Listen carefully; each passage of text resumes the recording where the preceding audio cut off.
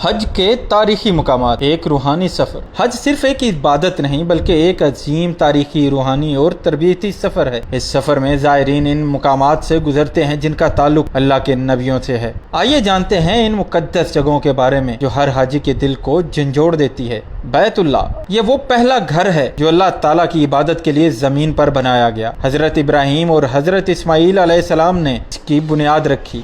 دنیا بھر کے مسلمان اسی کی طرف رخ کر کے نماز پڑھتے ہیں اور حاجی اس کا طواف کرتے ہیں۔ حجر اسود، کعبہ کے ایک کونے میں نصب سیاہ پتھر ہے جو جنت سے نازل ہوا۔ طواف کی ابتدا اسی سے کی جاتی ہے۔ نبی کریم صلی اللہ علیہ وآلہ وسلم نے اس کو بوسہ دیا اور یہ سنت آج بھی زندہ ہے۔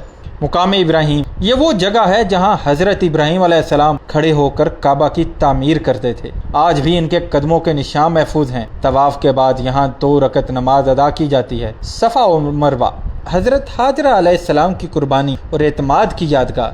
جب حضرت اسماعیل کو پانی کی پیاس لگی تو وہ ان 2 پہاڑوں کے درمیان دوڑتی رہیں۔ اللہ کو یہ عمل اتنا پسند آیا کہ اسے حج کا مستقل حصہ بنا دیا۔ زمزم کا کنواں، حضرت اسماعیل علیہ السلام کے قدموں سے پھوٹنے والا پانی جو آج بھی جاری ہے۔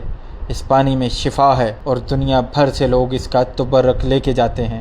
میدان عرفات، یہی وہ مقام ہے جہاں حج کا سب سے اہم رکن وقوف عرفہ ادا ہوتا ہے۔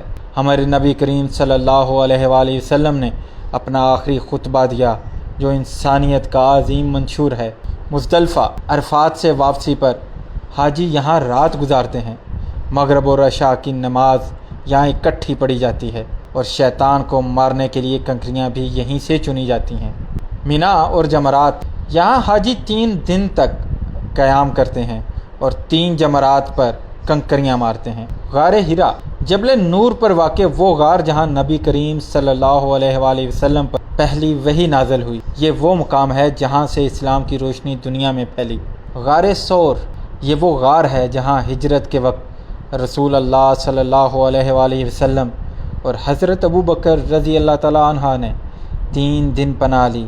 یہ صبر، قربانی اور اللہ پر اعتماد کا استعارہ ہے۔